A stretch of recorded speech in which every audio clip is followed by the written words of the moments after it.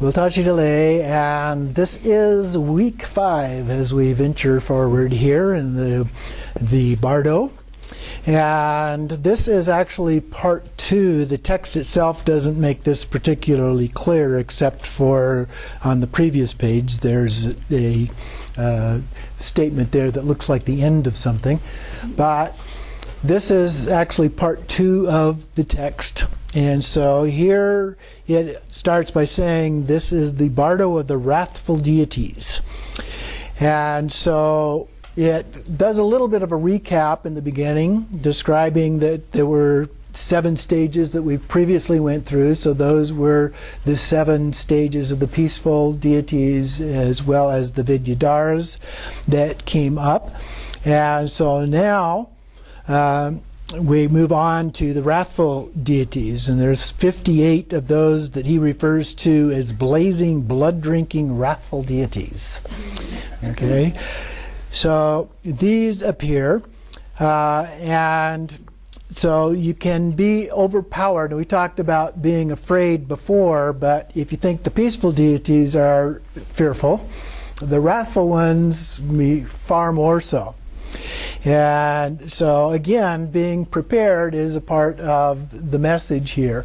The extent to which we are familiar with those, the less likely we are to be afraid when they appear, and also to know what to do.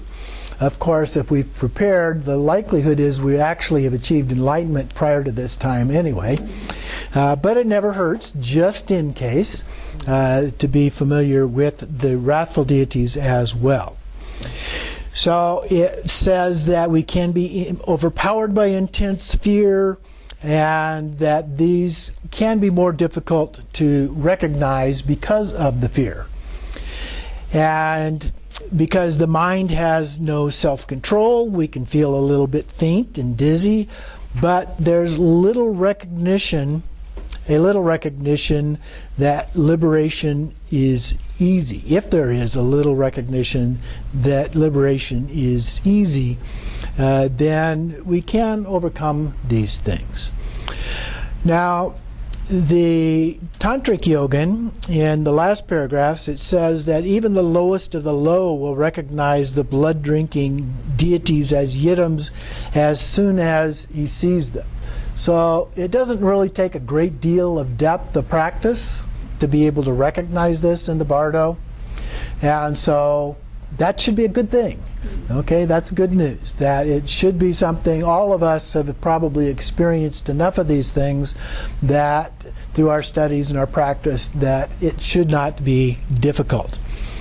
And he even goes on to say it's like meeting old friends. So he will trust them and merge inseparably with them and become a Buddha.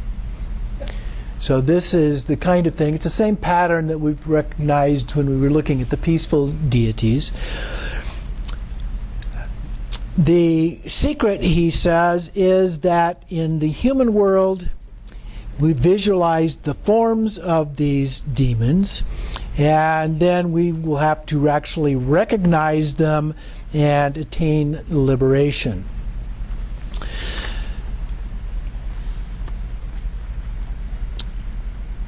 So, while we were alive, we cast abuse at the Tantras and could not accommodate them in our minds. Then we don't know the Tantric deities when they actually appear. So we can't recognize them either in a practice, and we can't recognize them in the Bardo, either one of those. So they think of it as an enemy and feel aggressive towards it. Then that's not going to be helpful. We wind up going to lower realms as a result of that.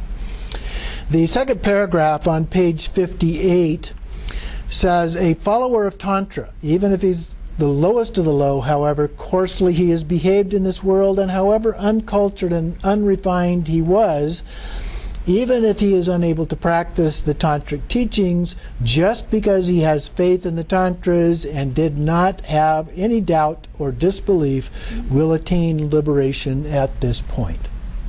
So that's a good summary of what it is that we're trying to accomplish in terms of our ordinary practices and how it applies in the context of this stage of the Bardo.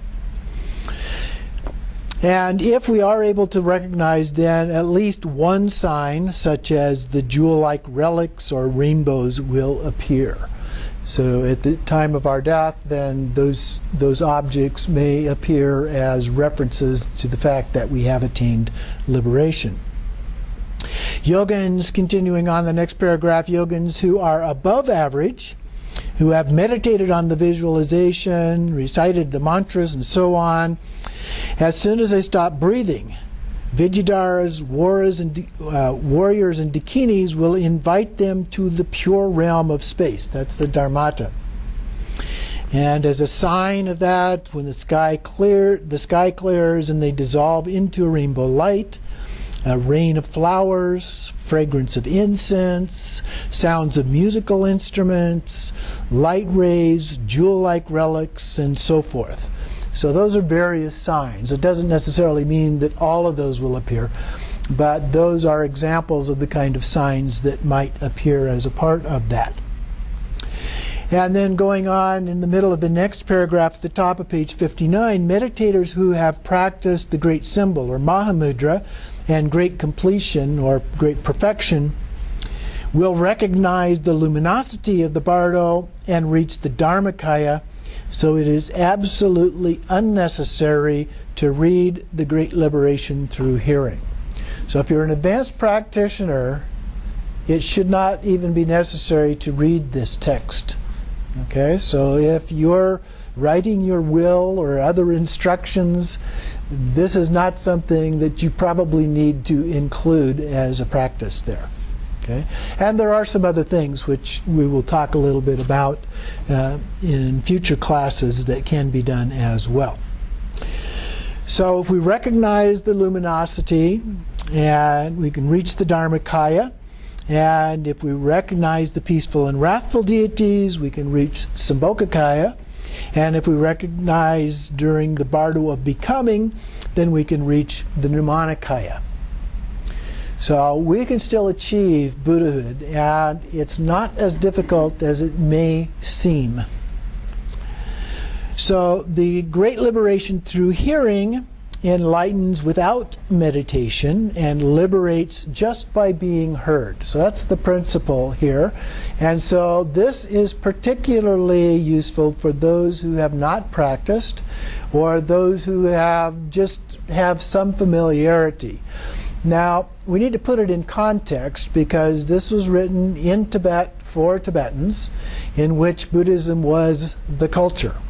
Everybody was a part of Buddhism no matter what. And so in that kind of a context, you may not have practiced, you may have been very secular in the way that you lived your life and so forth, but you'd still have some familiarity with it. And so this could be read to somebody like that, and it could be beneficial and helpful to them. It's not necessarily needed for those who were monks and nuns and had done lots of practice and so forth. Okay? So you can get a feel for the level of appropriateness of this and the degree to which it would be beneficial. Now, that doesn't mean that if you have any doubts, it would still be okay to read it. Okay? Worst case scenario, it would not be harmful to read it. But it also may not be necessary. Okay? And it also mentions then the liberation through wearing, which we had the teaching on that from Jigme Lodro Rinpoche the last time he was here. And so if you have that text, or there are actually several versions of this, one of which is just a large mandala, which can be shrunken down in size and can be worn in a capsule or a pendant or something like that. That's one way to do that. The way that he taught it, some of the monks and nuns would take that text, roll it up and put it in a casing, and then tie it up in their hair and wear it on the crown of their head as a part of it. So if you want to do that, you could do that too. I wear mine, I shrunk mine down into a small size so that I could wear it around my neck. So those are the things that, the two things, the liberation by hearing and the liberation by wearing, are the two things that he is suggesting here should be used in combination. He says they are like golden mandala inlaid with turquoise. And so now that gets us to the next event, the 8th day. So in terms of the practice, we call the dead person by name 3 times. And then continuing on page 60, O child of Buddha nature, listen without distraction. Although the bardo or the peaceful deities has already appeared, you did not recognize, so you have wandered further on to hear. Now, with the 8th day, the blood-drinking wrathful deities will appear. Recognize them without being distracted. That's the key piece of information right there. And so if you get that part of the instruction, then the rest of it are just the details. Okay? So the key part is that first paragraph. So then it goes on, O child of Buddha nature, he who is called glorious great Buddha Haruka, okay, that's Samattabhadra in the wrathful form, will emerge from within your own brain and appear before you actually and clearly. His body is wine-colored with 3 heads, 6 arms, 4 legs spread apart. The right face is white, the left red, the center wine-colored. His body blazes like a mass of light. His 9 eyes glaze into yours with wrathful expression. His eyebrows are like flashes of lightning. His teeth gleam like copper. He laughs aloud with shouts of ah la la and ha ha, and sends out loud whistling noises of shoo. His red gold hair flies up upwards blazing. His heads are crowned with dried skulls and the sun and the moon. His body is garlanded with black serpents and fresh skulls. His 6 hands hold a wheel. In his first hand on the right, an axe in the middle, a sword in the last, a bell on the first, on the left, a plowshare in the middle, and a skull cup in the last. His consort is Buddha Krodeshvara. Embraces his body with her right hand clasped around his neck and her left hand holding a skull full of blood to his mouth. He sends out loud palatal sounds and roaring sounds like thunder. Flames of wisdom shoot out from between the blazing Vajra hairs on his body. He stands on a throne supported by Garudas, with 1 pair of legs bent and the other stretched out. For a very detailed kind of description. Now these next few days, each one has a description very similar to that. The hand implements vary, the color of the faces vary, and so forth. But each of them is in essentially the same form. So do not be afraid of him, do not be terrified, do not be bewildered. Recognize him as the form of your own mind. So all of these visions that appear to us appear just in our own mind. He is your yidam, so do not be afraid. He is really blessed Virachana with his consort, so do not fear. And if you recall in the Guyagarbha Tantra, then Virachana melts into Samattabhadra. They become one and the same. So those are the two here. So Virachana becomes the central figure. So do not fear. Recognition and liberation are simultaneous. So then, if we recognize the yidam at this point, we merge with them and become a Buddha in the Sambhogakaya form. But if we are afraid of it, and escape is the term he uses here, then the 9th day then appears. And we have the blood-drinking manifestation of the Vajra family. So we're going back through the same families that we did before, just in a wrathful form. And oftentimes it's taught that the peaceful Buddhas are here to help us with our the more gross forms of obscurations and afflictive emotions and so forth, and the wrathful ones to help us with the more subtle kinds of things. So you can imagine in the context of this that the peaceful ones came to help us deal with this and the more obvious kinds of things. But then if we weren't able to take care of all of that karma is still out there. Things are carrying us, propelling us forward in the bardo. Now we need the help of the wrathful ones to get through all of that. Okay?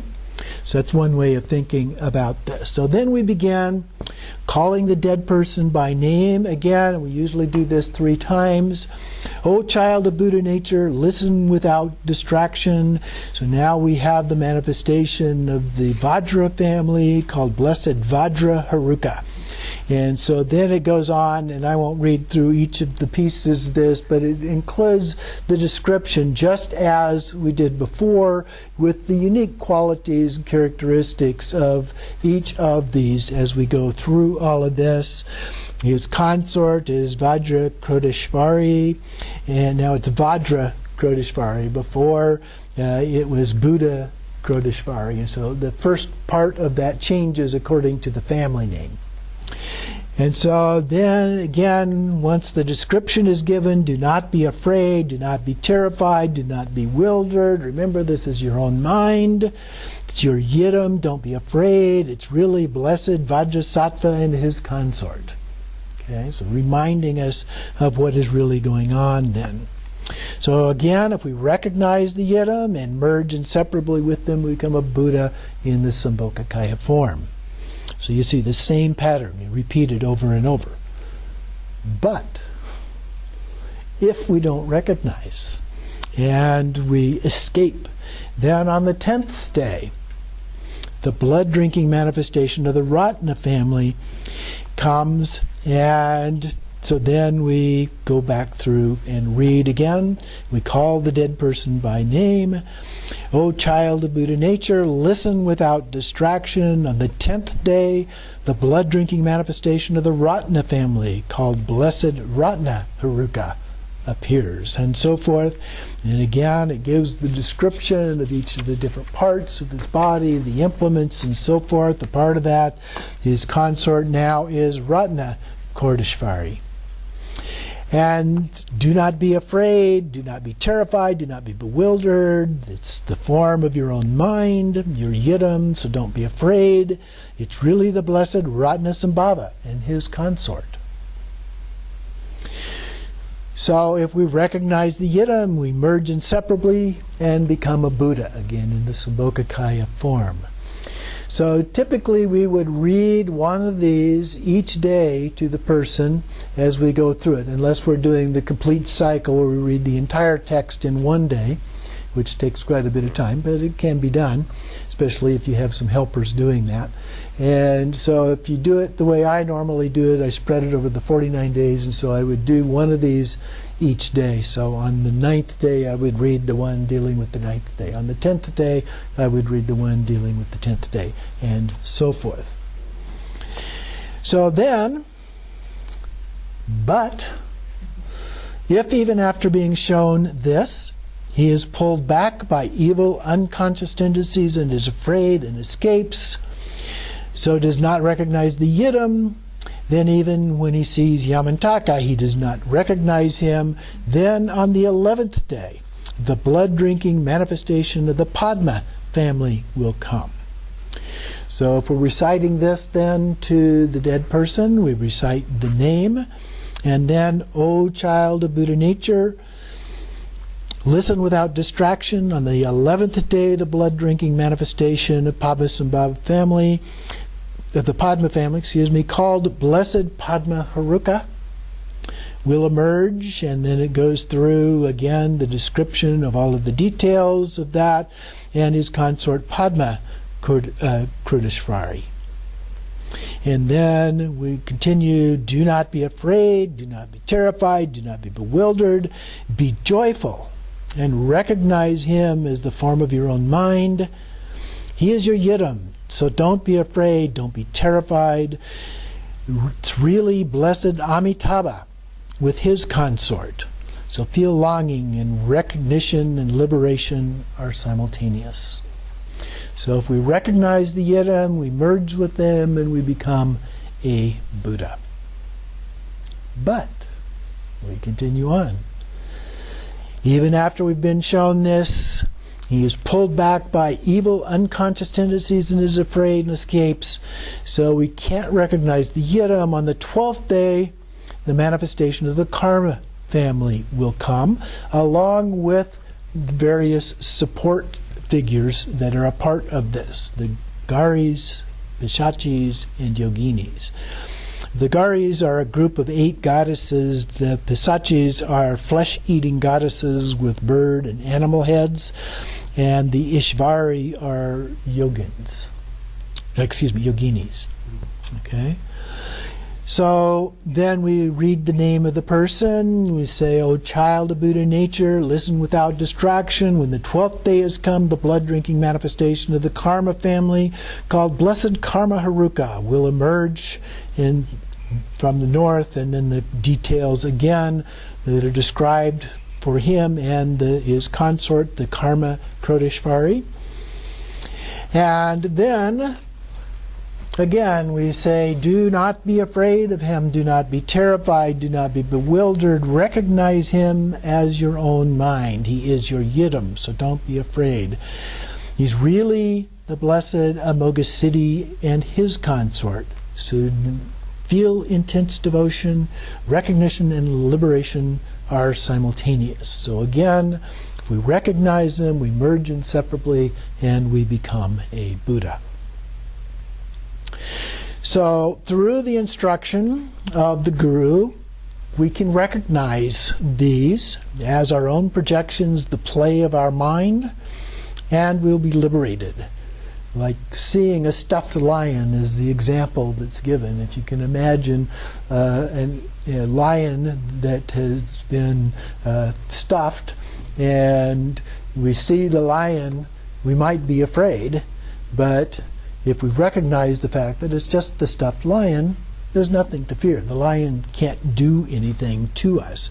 So there's no need to be afraid. It's the same with these blood-drinking demons, the Harukas. If we know that they're just a manifestation of our mind, it's like having a bad dream, but you recognize that you're in a dream, and you don't have to be afraid. You can't be killed in the dream. You can't be hurt in the dream. And this is the same type of thing. So actually, dream yoga is yet another practice that we can do to help us overcome the kind of a view that this might be in these appearances. But he says also that these demons or their deities appear with huge bodies, they fill all of space, and so forth, so they can appear rather fearful. And if we don't recognize them, we can respond in that way, being afraid, just like in a bad dream. So he also says it's like meeting a man that we used to know very well. The self-liberating luminosity of his own mind spontaneously arises before him, and he is self-liberated at that point. So let's take a short break here.